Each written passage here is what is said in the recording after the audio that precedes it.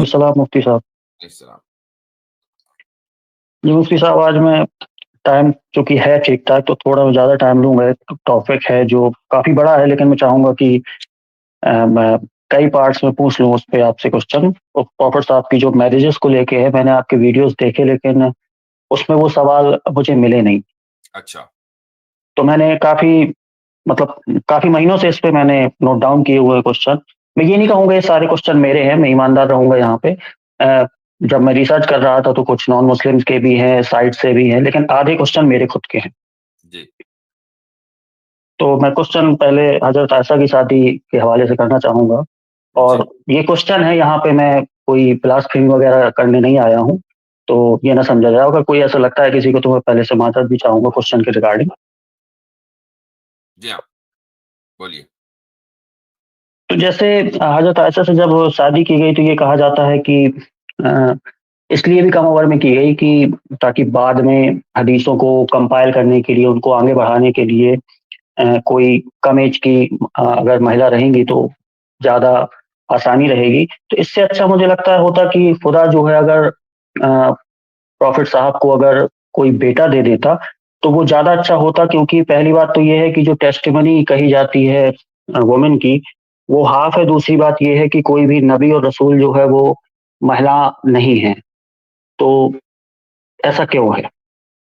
جی، اگر ایسا ہوتا تو آپ آج یہ کہہ رہے ہوتے کہ بھائی اسلام میں تو عورتوں کا کوئی مقام نہیں ہے، کہ نیریٹر کے طور پر بھی عورت کو برداشت نہیں کیا گیا. آپ یا کوئی اور یہ کہہ رہا ہوتا کہ بھائی نیریٹر کے طور پر تو برداشت کر لیتے، یہاں تک کہ اس رول میں بھی، کہ جس رول میں ایک عورت کوئی کردار ادا کر سکتی ہے، وہاں پر بھی ایک بیٹے کو لے آئے. اچھا، یہاں ایک اور مسئلہ ہے، اور وہ یہ کہ آپ صلی اللہ علیہ وسلم کی اولاد میں کوئی بیٹا زندہ کیوں نہیں رہا؟ بیٹے تو ہوئے، 3 بیٹے جی ہوئے جی. ہیں، لیکن زندہ نہیں رہے. اس سے کیا ہوتا؟ دیکھیں، اگر آپ علیہ الصلاۃ والسلام کے یہاں بیٹا ہوتا اور وہ بیٹا زندہ رہتا تو میں یہ نہیں کہہ رہا ہوں کہ اس کا لازمی نتیجہ ہی نکلتا، لیکن اب جو حکمت نکل کر سامنے آتی ہے وہ یہ ہے کہ امت میں نیپوٹزم کا جو آپ صلی اللہ علیہ وسلم نے اپنے ہی دور میں اپنے ہی سامنے جو خاتمہ کیا تھا، شاید ایسا ہوتا کہ بیٹے ہونے کی صورت میں امت اس کو یہ سوچتی کہ بھئی آپ صلی اللہ علیہ وسلم کی اولاد ہے تو پھر انہی کو نائب ہونا چاہیے محمد صلی اللہ علیہ وسلم کے بعد. تو آپ صلی اللہ علیہ وسلم کی بیٹی ہوئی، بیٹی کے شوہر جو آپ صلی اللہ علیہ وسلم کے داماد ہیں وہ خلیفہ بنے ضرور، لیکن پہلے خلیفہ نہیں بنے، وہ چوتھے خلیفہ بنے. اور جس ترتیب پر وہ خلیفہ بنے ہیں وہی ترتیب صحیح بھی ہے. یعنی پہلے خلیفہ حضرت ابوبکر ہیں، پھر حضرت عمر ہیں، پھر حضرت عثمان ہیں، پھر حضرت علی رضی اللہ عنہ. اس کو آپ نیپوٹزم نہیں کہیں گے کیونکہ وہ نمبر 4 پر آ رہے ہیں. ٹھیک ہے، تو ایک تو بات یہ ہے. اب رہی یہ بات جو اصل ٹاپک ہے آپ کا، کہ حضرت عائشہ رضی اللہ عنہا کی جگہ کوئی دوسرا ہوتا، چونکہ عورتیں آپ نے کیا کہا، آدھی عقل ہوتی ہے ان کی. نہیں، جو ٹیسٹیمنی ہے وہ ہاف ہے، یہ آیا ہے. دوسرا پوائنٹ دوسرا. جی جی ہاں، تو ٹیسٹیمنی اور نریشن دونوں میں فرق یہ ہے کہ ٹیسٹیمنی کا تعلق جرائم سے، کورٹ سے، عدالت سے، اور اسلامی جو مزاج ہے وہ یہ ہے کہ عورتیں بدرجہ مجبوری ان جگہوں پر آئیں، بحالت مجبوری. لہٰذا ایک نہیں 2 کی قید لگا دی. یعنی جرم اگر ایسی جگہ ہو رہا ہو کہ ایک نہیں 2 عورتیں اس کو دیکھ رہی ہیں، تو ایسی صورت میں اب اگر وہ رپورٹ کرنا چاہیں اور عدالت میں کیس لڑنا چاہیں تو یقیناً وہ وہاں پر آئیں. لیکن اگر کوئی ایک آدھ عورت دیکھ رہی ہے، ہو سکتا ہے کہ اس سے عدالت میں ٹیسٹمنی دینے میں بھی گڑبڑ ہو جائے، اور اسلامی مزاج بھی یہ نہیں کہ عورتیں زیادہ عدالتوں کے چکر کاٹیں. اس لیے وہاں پر یہ شرط لگا دی گئی کہ 2 عورتیں ہونی چاہیے اور 2 کی گواہی 1 کے برابر ہوگی.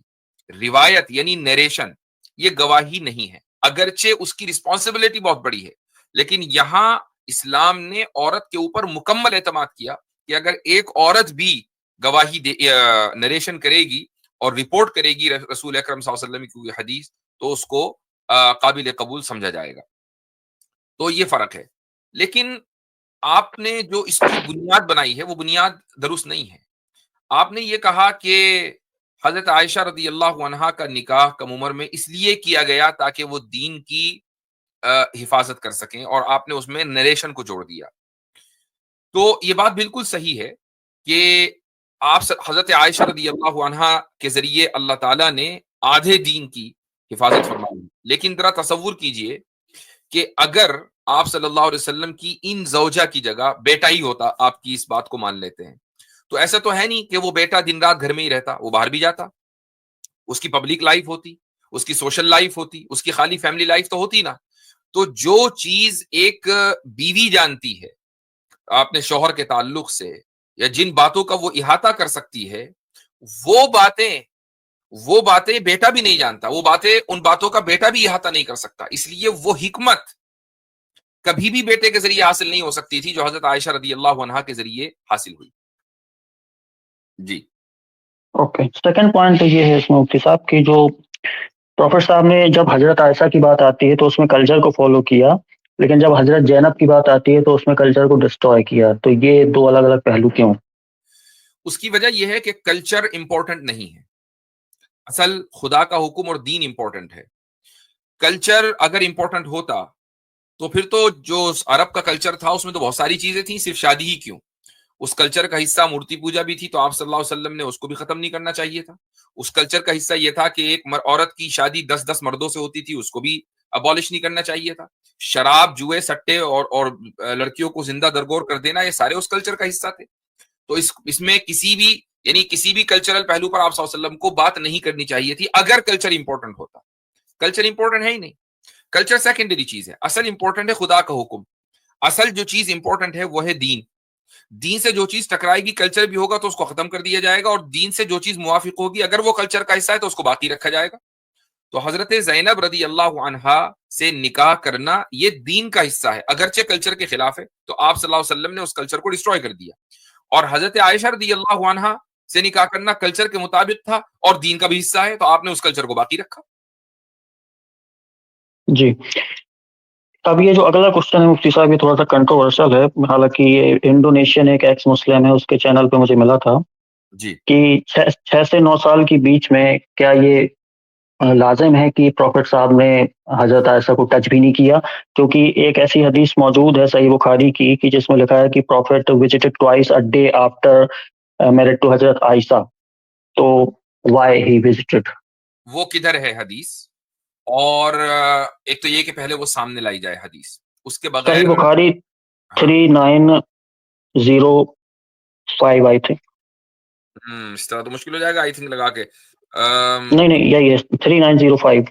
بخاری 3905.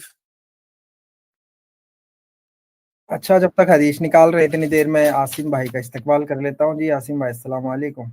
میسج کر دیا کرے عاصم بھائی آنے سے پہلے، جگہ بن جائے گی جلدی. آ گئے عاصم بھائی، السلام علیکم ورحمۃ اللہ، کیا حال چال ہے؟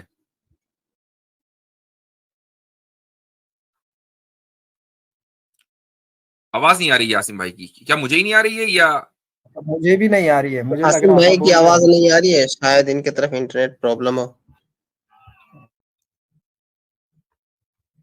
میں مسلمان بھائیوں سے پھر سے درخواست کر رہا ہوں ابھی رک جائیں تھوڑا دیر، بعد میں جوائن کر لیجیے گا 1.5-2 گھنٹے بعد. یہ ابن دغینہ والی روایت ہے، بہت طویل، بہت لمبی روایت ہے. اس میں کس جگہ ہے کہ شادی کے اگلے دن حضرت عائشہ سے ملنے کے لیے گئے؟ نہیں یہ والی بات نہیں ہے، یہ لکھا ہے کہ after marriage every day prophet visited my house twice a day. نہیں میں ٹھیک ہے، ایک منٹ پہلے تو یہ ثابت ہو جائے کہ ایسا اس میں لکھا ہوا ہے، اور اگر ایسا ہے بھی تو اس سے یہ کہاں لازم آتا ہے کہ ٹوائس اے ڈے حضرت عائشہ رضی اللہ عنہا کے پاس جا رہے تھے. وہ تو پہلے سے جاتے آ رہے تھے، یعنی روزانہ کا آپ صلی اللہ علیہ وسلم کا معمول تھا ابو بکر صدیق رضی اللہ عنہ کے ہاں جانا.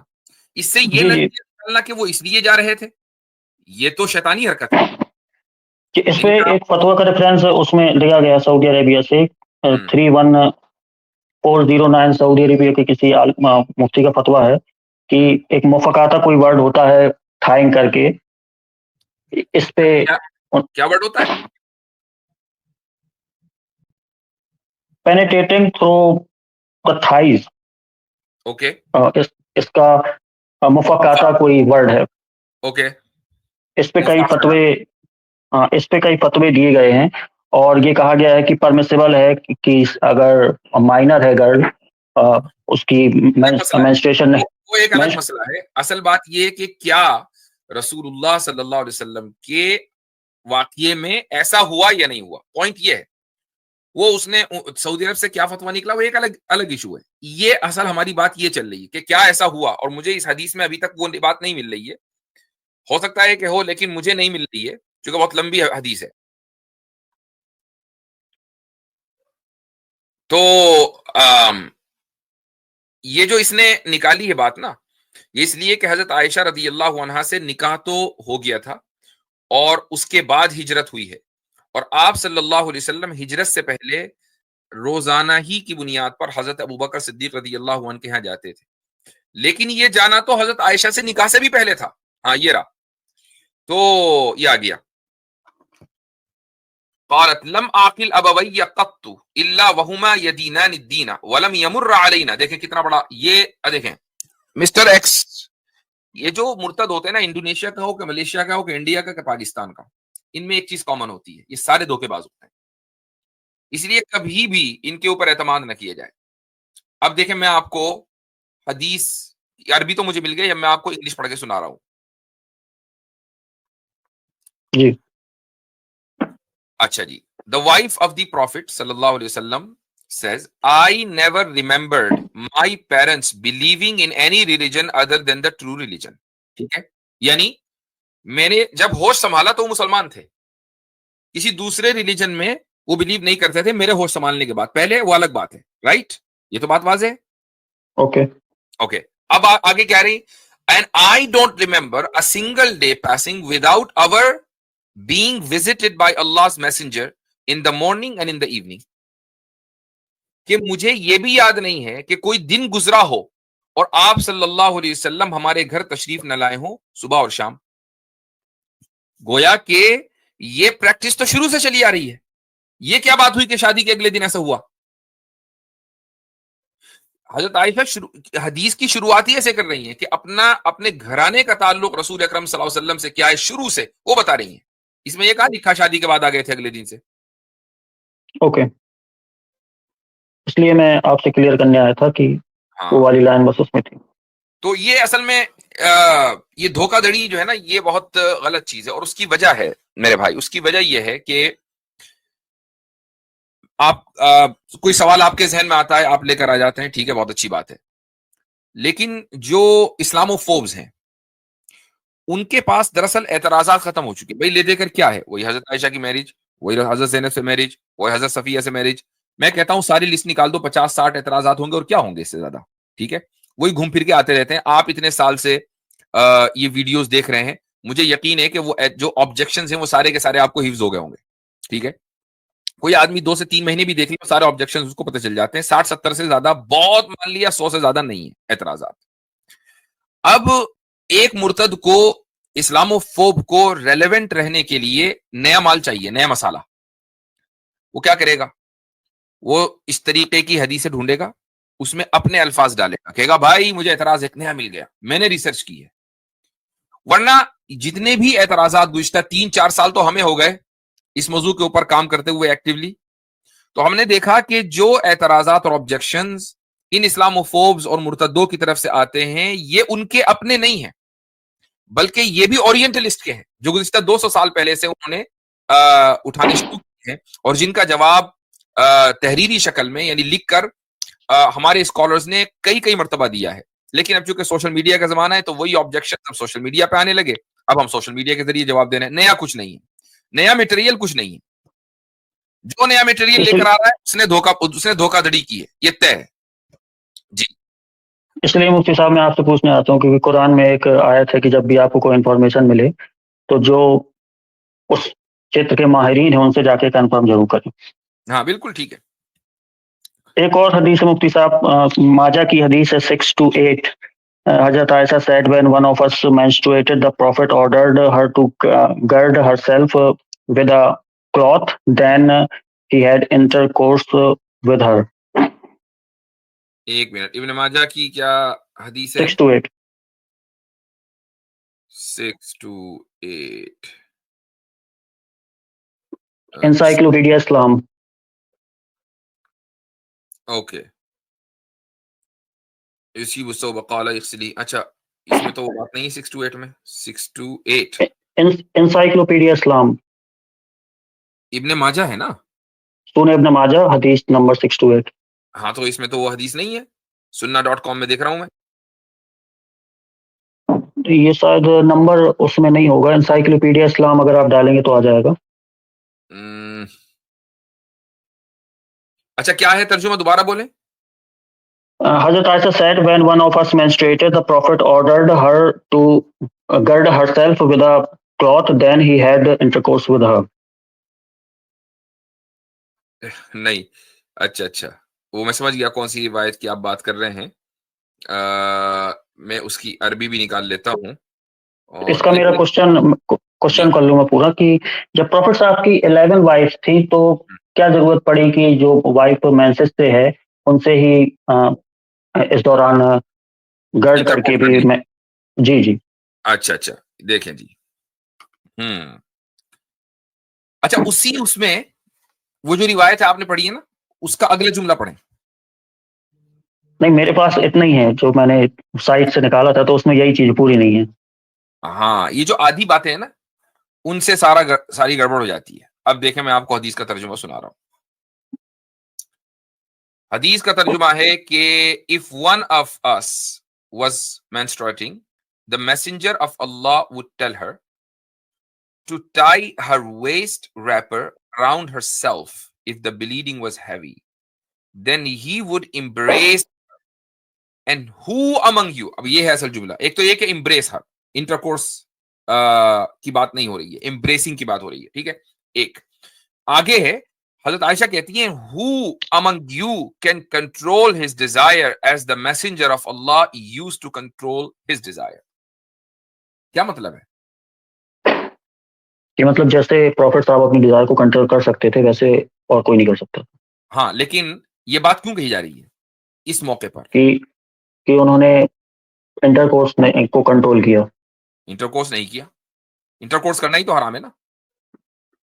अच्छा, अब आप ये कह रहे हैं कि ये काम भी किसी दूसरी वाइफ के साथ कर सकते थे, इसलिए कि अगर ऐसा होता तो फिर तो आप ये कह रहे हैं ना कि जिस वाइफ का जो दिन है और उसकी उन वाइफ की का यानी दीनी एतबार से आप सल्लल्लाहु अलैहि वसल्लम के लिए था कि वो उस वाइफ के साथ रहे, तो महज इसलिए कि वो इस पीरियड में है, मंथली साइकिल में है, उनको छोड़कर वो कहीं और चले जाएं, तो ये तो उनकी हक तलफी हो जाएगी. अच्छा, टाइम फिक्स रहता था साथ रहने का. All right, done, okay. फिर एक और हदीस है मुफ्ती साहब, पर मैं बाकी अगले कुछ बंदों को भी दे दे भाई मौका. बस एक लास्ट है. काफी लास्ट है कि जब हजरत मारिया वाला और बंदों को चाहिए. Okay, no problem.